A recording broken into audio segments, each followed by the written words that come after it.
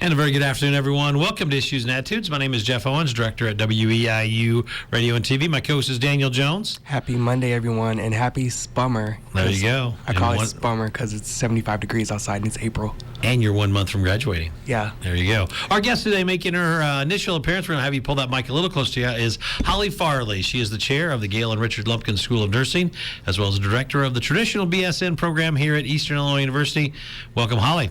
Hi, thank you for allowing me to come talk today. I'll have you get a little close to that mic so we have you. Okay. We can hear you good and clear there. I guess we'll just start out with, for folks who don't know, talk a little bit about just the generalities of what the nursing program is. I know the new School of Nursing, and Dr. Glassman was so happy when it got all started and you were named director. So go from there. Great. So a couple years ago, we were given a significant gift from the Lumpkin family to start a nursing program, which we've needed in our area and had been wanting one at Eastern for a long time. And so we then dove into getting the program started. We had a lot of hoops to jump through as far as doing a feasibility study, creating the curriculum, getting all of those things approved by the Illinois Board of Nursing and our accrediting bodies.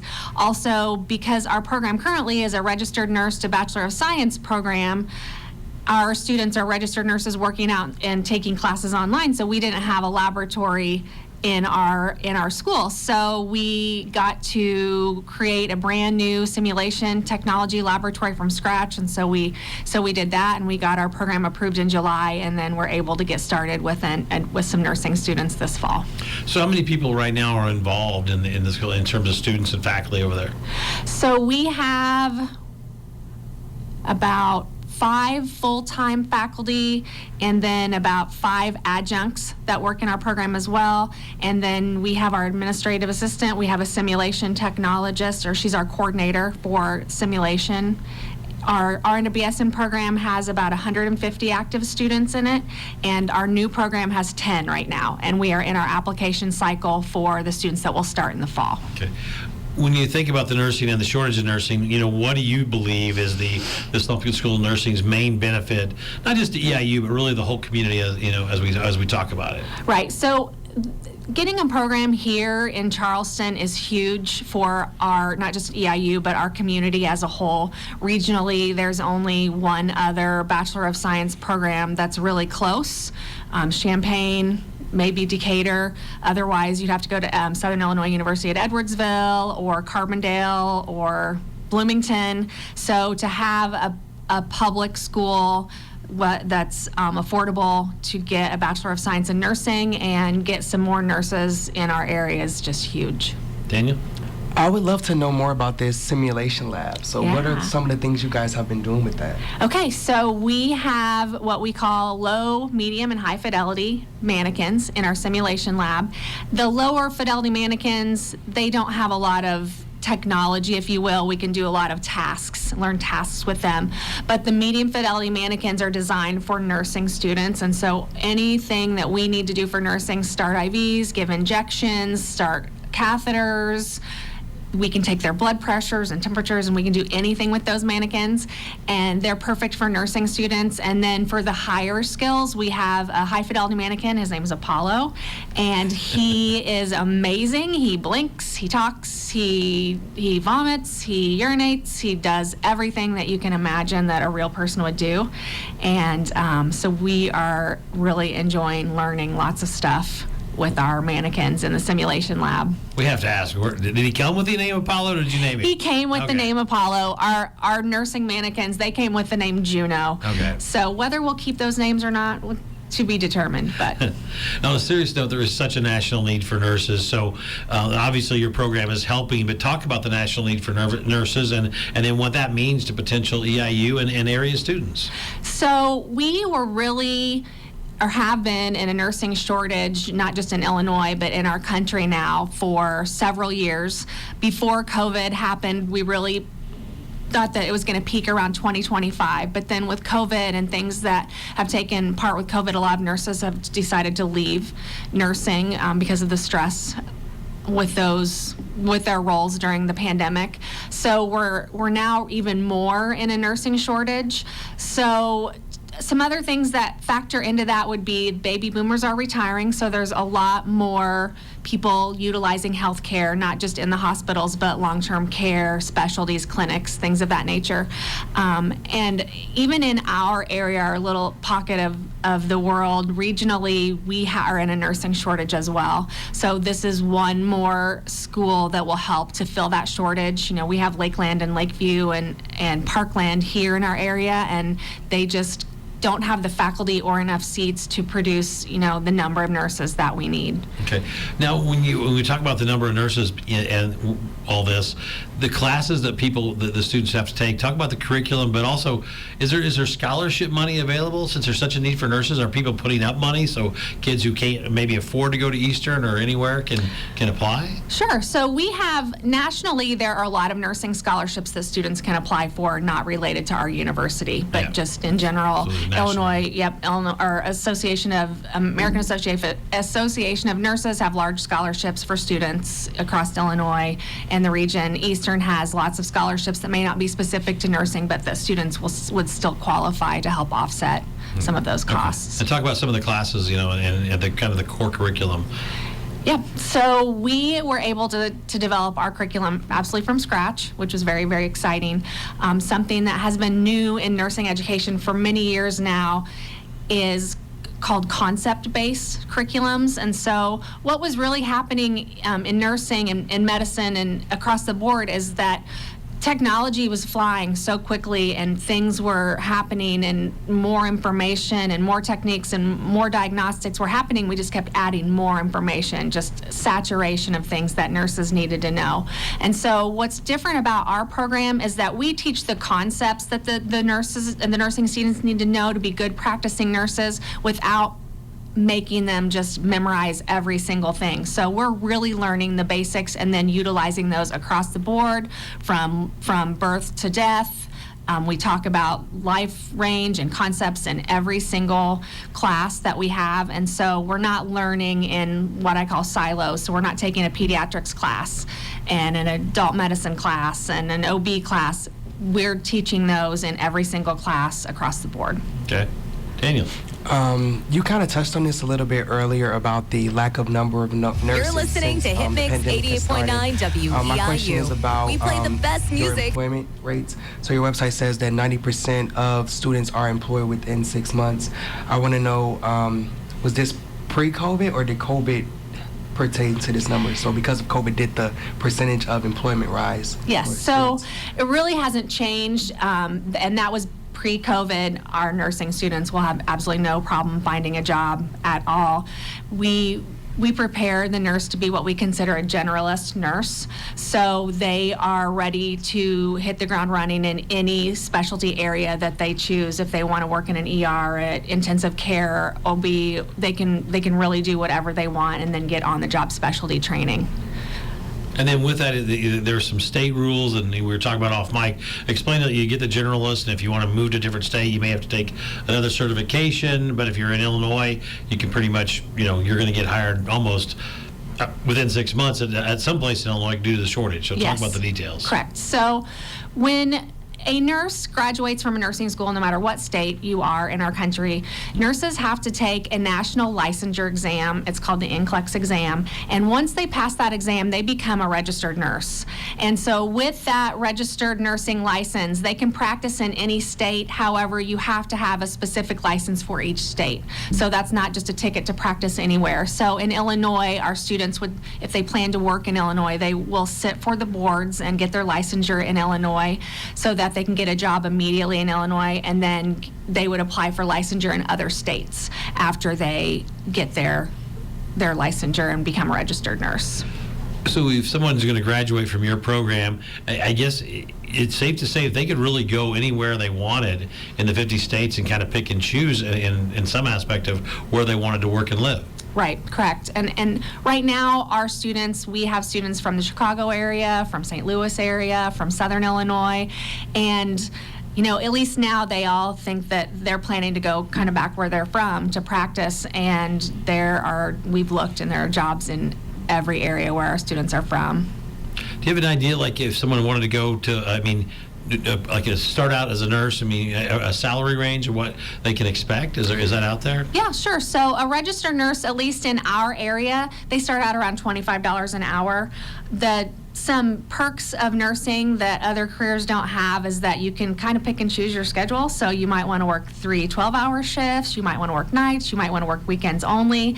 And if you choose to work some of those obscure shifts, it's quite a bit more money per hour. There you go. Daniel. Can you tell us a little bit about the RN to BSN program? Yeah. Just a little bit of information about how it works. Sure. So in Illinois, and everywhere, there are different paths to becoming a nurse. And one of the paths to becoming a registered nurse is like our program, where you start out as a freshman, go 4 years, have a Bachelor of Science in Nursing, and sit for the licensure exam.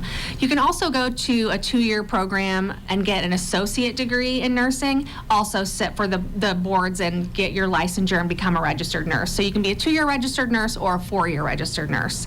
And so our RN to BSN program at EIU is a bridge program for the associate degree registered nurses that want to get their bachelor's degree, and it's all online, so they can work full-time while they get it and take their classes online. It's very flexible. They can step in and out. The classes are every 7 weeks. So with COVID, on a side note, we've had a lot of nurses that are in that program that have had to step out because their jobs have become too overwhelming or caring for, patients with COVID. So yeah.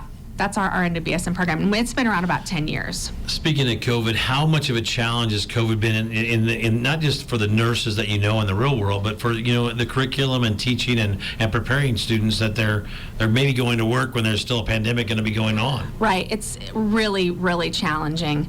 The hospitals in Illinois and across the United States have struggled to be able to let students in to their organizations while the pandemic was going on. So a lot of nursing students were forced to get all of their clinical hours either in the simulation lab or virtually. Many schools didn't even have face-to-face, so the students couldn't even get into the simulation labs or the skills labs to practice. So everything was going to be virtually. So those new nursing students that missed out on those clinical hours and the face-to-face skills, it's going to be a challenge for organizations to get those new nurses and make sure that they're ready and prepared to really be able to almost back them practice. up another year, then, right? Yeah. Wow.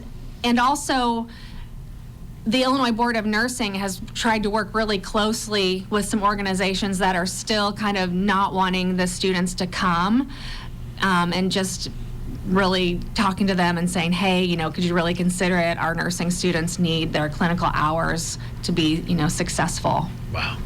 You talked about this off mic, when you talk about the clinicals, where do the Eastern Illinois University students go for their clinicals and things like that? Yep, our students do 750 hours at least of clinicals, and currently we have agreements with Sarah Bush Lincoln, Carl Foundation Hospital. Daniel I just asked Daniel's question, I guess. Oh, really? I'm sorry, Daniel. Our local health department, some local health departments in the surrounding counties, and we also will be working with schools to do some pediatric school nursing type things, and it's just going to grow. We've also been in touch with others that our agreements aren't in place yet, but we will have them in place when it's time to do those clinicals. Has there been any talk of expanding the nursing program besides just general nursing? So maybe for like veterinarian reasons, and you just mentioned pediatric nursing as well. So are there any other types of nursing that may be included in the program in the future?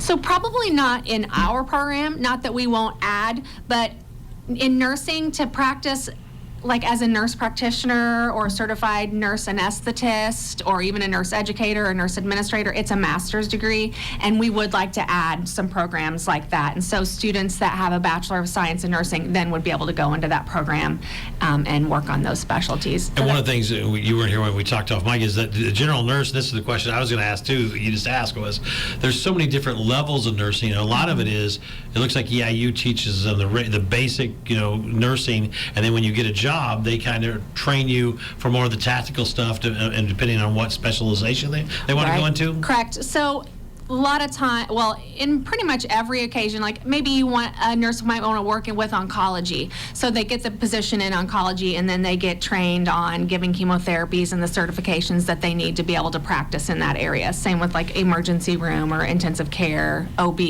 They'll get certifications once they get into those positions. What ways are you trying to attract the students that this is a way that you can almost guarantee them a job? I mean, I know this is really going down to the high school level or junior college and say, hey, come to Eastern. We have this new school. It's up to date with the simulation and technology. How are you getting the word out to get students here? So we are working with local counselors to get the word out and give them our plan of study and offering to now Zoom with students because that's the best way to do it currently, but do some open houses and get with those students, and then wider reach, having open houses online, and we've met with several students that way until we can have open houses again. Yeah. Okay. As a graduating student myself, I'm always interested in the process that other graduating students and other programs have to go through. So can you kind of walk us through a little bit the process that graduating students in the nursing program go through as they're like starting to apply for jobs and going to get their licensing? Yep. Maybe something that we haven't talked about yet a little bit. Okay.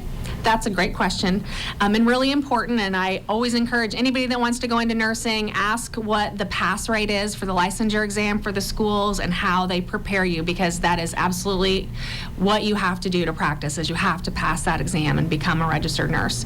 So we have implemented NCLEX practice and prep throughout our entire program. So in every class, every semester, you have to meet benchmarks for questions that meet the national licensure plan. So we do that. And then in the very last semester, what we do is we have a class completely dedicated to writing resumes, looking for a job. We're going to work with career services for those students. So wherever they're wanting to work, we're going to get in touch with some organizations so we can help them to get jobs where they want to go.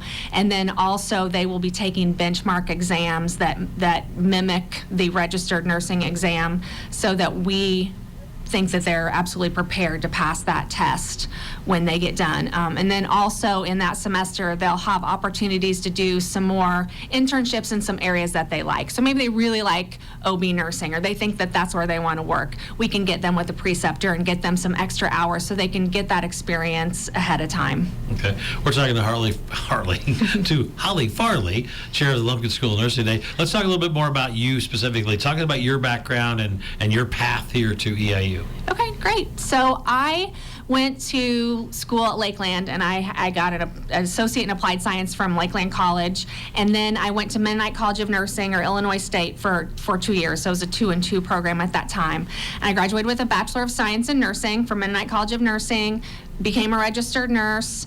I worked at Sarah Bush, I worked at St. Anthony's in Effingham. I've worked mostly in surgery, but I've worked a lot of medical surgical kinds of areas. I worked for a general surgeon as a first assist in surgery for many years, and helped run that practice and do all the education. So surgery is really my love, but I've also worked in neonatal intensive care unit and did some other things along the way. And then teaching really has just always called to me. I couldn't ever decide if I wanted to be a nurse or a teacher, and I picked nursing, but I still wanted to teach. So I decided to get my Master of Science in Nursing, and I did a practicum at Olney Central College in Olney, Illinois.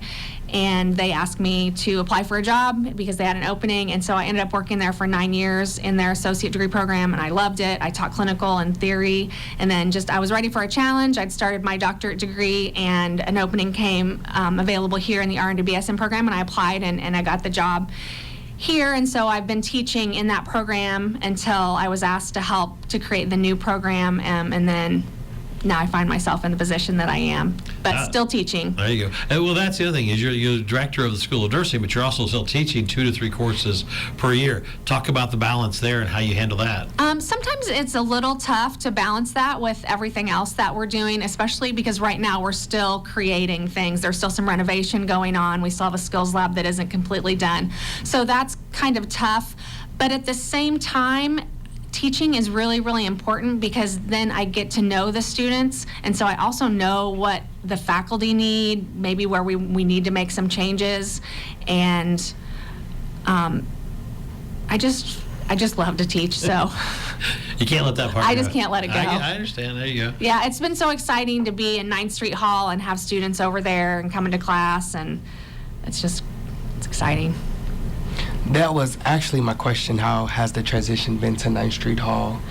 It's been crazy, but 9th Street Hall actually is really, the vision that the provost had with our labs and things that we have over there and the classrooms, it's really, really going well. Now that we have all of our renovations done, it's really good. We have a study area that the students have access to 24/7 that they can utilize for anything that they need in the building, and that's kind of cool too, because the faculty's always there, so they can just say, hey, can you come down and explain this to us, and it's a great way to support our students. And since it's new, so most of the technology is brand new as well. Brand new. So a kid that's coming into Eastern, they're going to be working on the latest and greatest stuff. The latest and greatest stuff. And something else that I forgot to say earlier, I talked about our mannequins, but we also, in our simulation lab, we can run scenarios and record them. So we have a control room that's outside of our simulation lab, and so we can set up an entire scenario for our students just like it would happen in real life in the hospital or whatever organization they were in. And so it's kind of scripted, but the students have to they have to make good, safe decisions with what they're given, and we record it, and then we go back and we debrief, and the debriefing lasts longer than the scenario itself, but we can say, okay, you did this, why? Or why didn't you do this? Or could we have done this? And we have lots of conversations like that, and we actually have, and we call him a funky tech, but he is our IT person, and he helps to run those scenarios, and so he will help mark time, mark times like, okay, mark that, we want to talk about that, mark that. And so it's a really great learning experience for our students, and we can do 25% of our clinical hours in the simulation lab. Wow, that's kind of neat. So you can prepare for emergencies and fire. Yeah, and there's a lot of things that happen in the hospital every day that students aren't allowed in. As soon as a patient codes, the students are pushed out of the room, or if it's a dying patient, that's not always the best time to learn how to support the family and the patient, in that moment. But we can recreate those in the simulation lab, and we can also use what we call standardized patients, and so they're actors that are scripted, and so they can play doctors, pharmacists, family members, patients, and so we can really create real life scenarios. That's pretty neat. Should have been a nurse, Daniel. There you go. I'll think about it. The other thing is, and on a serious note, is but not only is there a shortage of nurses in the real world, there's a shortage of instructors who teach people how to become nurses. So how do we solve that problem, or is that going to be something that Easter looks at in the future, like Daniel was talking about, or could you talk about that a little bit? It is a problem. It's been a problem for a while. Not only do you have to have a passion for teaching nursing, but it isn't.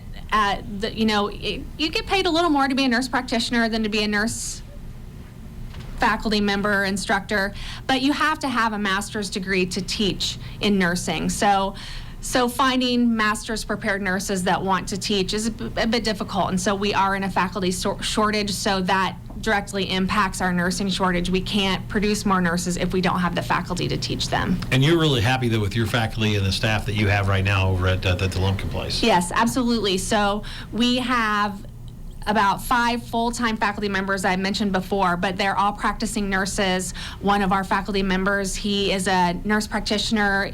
He practices in acute care on his off time. He's also in the military. He did a 2-month stint in New York, taking care of COVID patients during the pandemic. The other nurses work at Sarah Bush, so they bring their real world to the students in the classroom every day. There you go. Dana? In your experience, how does being a nurse correlate with the rest of your life outside of work? Well, that's a good question. I have to say that if you're a nurse, you're always a nurse. You don't leave the door because your family members know you're a nurse. Your neighbors know you're a nurse. And so I think that you kind of are always having that thinking like a nurse, even in real life. I also sit on the Jasper County School Board, and I have for many years, and it's being a nurse has helped me in that role because I know a lot more about healthy programs that they can start, or healthy programs for their faculty and staff, or talking about different water supplies and things that is really part of nursing that you can contribute to other things in the real world. The vaccine is out right now for COVID. Give us your thoughts and opinions on the should people get vaccinated and why? Absolutely, people should get vaccinated. The vaccine is safe. It isn't any different than getting the flu shot. It's something that you can do for our community and our country. The more people that we have vaccinated, the safer that we're going to be, and the more protective we can be for the most vulnerable. Yeah, any other questions, Daniel? I want to go back a little bit to the RN to BSN program. So you said it's every 7 weeks. So I can guess that there is a certain there are certain dates and stuff where people can sign up and register. Are those coming up or have they passed already? So we have 2 entry points. So they'll start, there's a class sections that start in January and then in March. So we're in our we call them Term A and Term B, and so we're in our Term B right now. And then they can also take some summer classes, and then we go back again in the fall. So we offer all of our nursing courses in the fall and the spring for sure. So if they need to step out for 7 weeks, they can easily get back on track to get those classes that they need. We have a couple minutes left today. Anything that we missed that you want to touch on about the program? So I just want to still reiterate that our curriculum is different, and I feel exciting because we're one of the only schools around that is doing it, and I feel that concept-based nursing is just a really good way for nurses to really understand all the body systems and be able to practice safely in any situation that they're in. And so having that background coming out of nursing school is going to be really a leg up for our students. All right, unrelated questions. We have a minute to go, all right? Okay. Your first job? My first job as a nurse? No, your first job. My very first job was in the concession stand at the Newton Pool. Do you have a pet? I have 3, a cat, Miles, a dachshund, Ozzy, and a lab, Lola. What'd you have for lunch yesterday for Easter? Or what was your Easter dinner like? Ham, Daniel, you can answer that one too. mashed potatoes, grilled. Corn, traditional. Traditional? I grilled and stuff, so like hot dogs and ribs and There you stuff. go. That's good. Favorite medical related show or movie? ER, absolutely ER. It's trailblazing. I watched it all through nursing school. It was awesome. I haven't seen any, but I do want to get into Grey's Anatomy. There you go. Chicago You should Med's a do good it. one too. Yeah. Toughest college course? Pathophysiology and pharmacology, hands down. For me, it was broadcast. Really? I think that would be easy. What about your favorite college teacher? Favorite college teacher? We're running out of time here. Dr. Catherine. She taught intensive care and nursing, and in the middle of a class, I knew I wanted to be a teacher and teach nursing. Real quick. Jeff Owens. There you go. Nice. Nice. Well, thank you, Holly. Great to meet you, and I appreciate you coming in. Best of luck over there, and you're doing great work. Thank you so much. Daniel, see you, buddy. See you.